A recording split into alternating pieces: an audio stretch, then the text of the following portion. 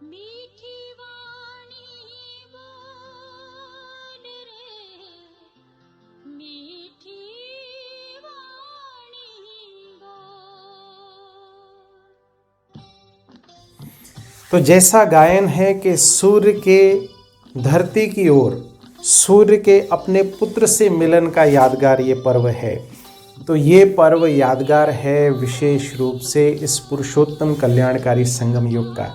पिता परमात्मा शिव जो ज्ञान सूर्य हैं, वो अपने बच्चों से मिलने परमधाम छोड़कर धरा पर अवतरित होते हैं, जिसका यादगार स्वरूप ये विशेष पर्व मनाते हैं।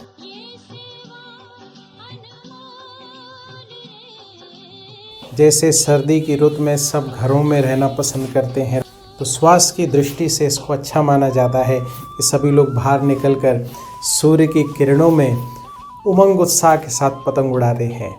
तो उड़ती पतंग यादगार है उमंग उत्साह का, हमारी निरंतर चढ़ती कला का प्रतीक है। जब हम एक डोर से बंधे हुए रहते हैं, पिता परमात्मा की याद और श्रीमत की डोर, तो हम कितनी भी ऊंचाई तक जा सकते हैं। वो ऊंचाई का प्रतीक है पतंग उड़ाना।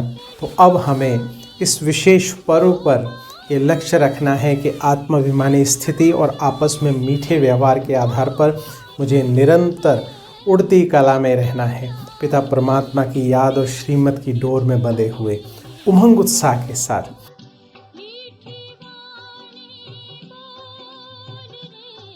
ओम शांति।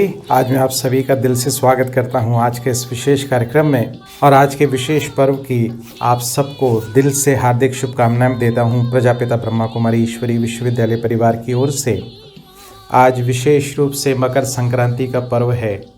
ये वो विशेष पर्व है जो पूरे भारतवर्ष में अलग अलग नामों से अलग अलग जगहों पर मनाया जाता है, और विशेष रूप से मान्यता है पौराणिक कथाओं के अनुसार कि ये विशेष पर्व सूर्य के अपने पुत्र शनि से मिलन का प्रतीक है।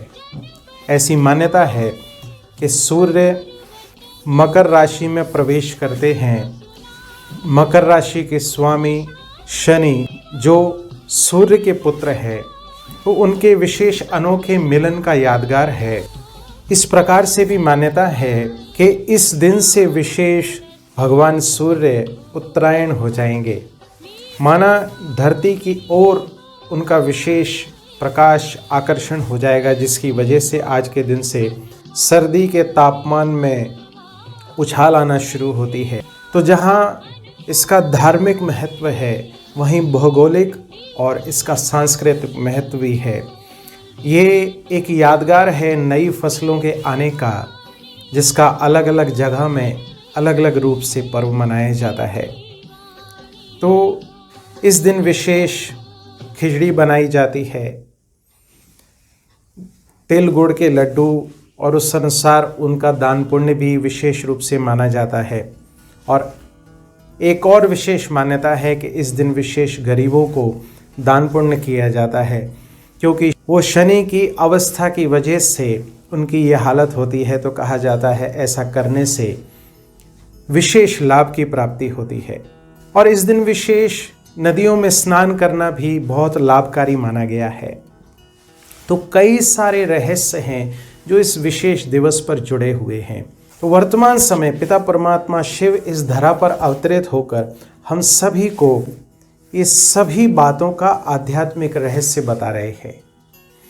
तो जैसा गायन है कि सूर्य के धरती की ओर, सूर्य के अपने पुत्र से मिलन का यादगार ये पर्व है। तो ये पर्व यादगार है विशेष रूप से इस पुरुषोत्तम कल्याणकारी संगम युग का। पिता परमात्मा शिव जो ज्ञान सूर्य हैं, वो अपने बच्चों से मिलने परमधाम छोड़कर धरा पर अवतरित होते हैं, जिसका यादगार स्वरूप ये विशेष पर्व मनाते हैं। और इस दिन विशेष तिल गुड़ का महत्व होता है। तिल यादगार है हमारी आत्माभिमानी स्थिति का, कि हमें आत्माभिमानी स्थिति में रहना है, और सबको ये विशेष प्रेरणाएं देनी है कि हमें आत्माभिमानी स्थिति में रहकर गुड़ माना मीठा व्यवहार करना है। अभी जो मिठास से रिक्त व्यवहार होता जा रहा है, उसको मिठास से युक्त बनाना है।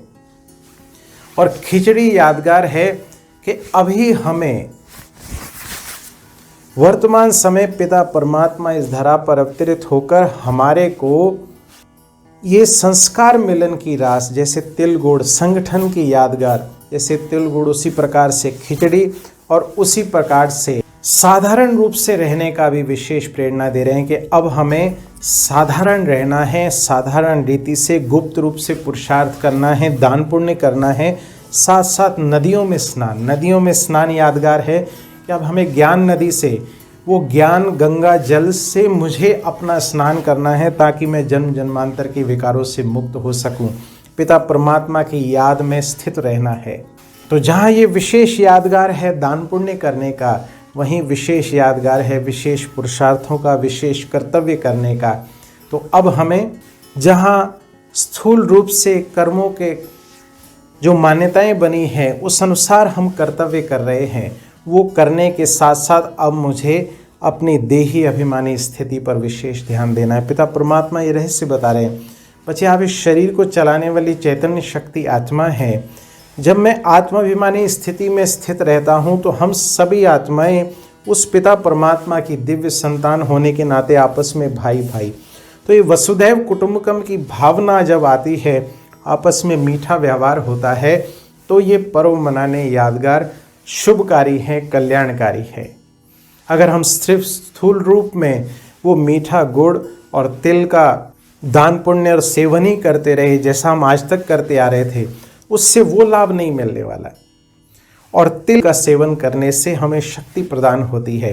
तो कहने का तात्पर्य जितना हम आत्माभिमानी स्थिति में रहते हैं उतना हमारी शक्तियों में वृद्धि होती है। तो जहाँ हम स्थूल नदियों में स्नान कर रहे हैं वहाँ अब ये ज्ञान गंगा में स्नान करने का भी विशेष कर्तव्य अब हमें करना पड़ेगा। ज्ञान गंगाएं कहने का तात्पर्य पिता परमात्मा अपनी शक्तियाँ, जो दैवी शक्तियों को, नारी शक्ति को प्रदान करके उनके द्वारा अनेक आत्माओं का कर्तव्य करा रहे हैं। तो ये दिव्य बहनें माना जो निरंतर बह रही हैं, अनेक आत्माओं का कल्याण कर रही हैं पिता परमात्मा की याद और श्रीमत के आधार पर। उस ज्ञान में अपने आप का स्नान माना आत्मा का स्नान, तो उस स्नान के आधार पर हम जन्म जन्मांतर के विकारों से मुक्त हो सकेंगे। तो तब हमें सर्व प्रकार के लाभ की प्राप्ति होने वाली है। मकर संक्रांति पर विशेष पतंग उड़ाने का भी महत्व माना जाता है। वैसे इसका कोई धार्मिक कनेक्शन नहीं है, परंतु जैसे सर्दी की रुत में सब घरों में रहना पसंद करते हैं, रजाइयों में रहना, तो स्वास्थ्य की दृष्टि से इसको अच्छा माना जाता है कि सभी लोग बाहर निकलकर सूर्य की किरणों में उमंग उत्साह के साथ पतंग उड़ाते हैं। तो उड़ती पतंग यादगार है, उमंग उत्साह का, हमारी निरंतर चढ़ती कला का प्रतीक है। लेकिन उसके लिए कुछ कंडीशंस हैं जो पिता परमात्मा रहस्य बता रहे हैं। एक तो आत्माभिमानी स्थिति, तिल जिसका यादगार है, और दूसरा हमारा एक डोर से बंधा हुआ रहना। जब हम एक डोर से बंधे हुए रहते हैं, पिता परमात्मा की याद और श्रीमत की डोर, तो हम कितनी भी ऊंचाई तक जा सकते हैं। वो ऊंचाई का प्रतीक है पतंग उड़ाना। तो अब हमें इस विशेष पर्व पर ये लक्ष्य रखना है कि आत्माभिमानी स्थिति और आपस में मीठे व्यवहार के आधार पर मुझे निरंतर उड़ती कला में रहना है, पिता परमात्मा की याद और श्रीमत की डोर में बंधे हुए उमंग उत्साह के साथ।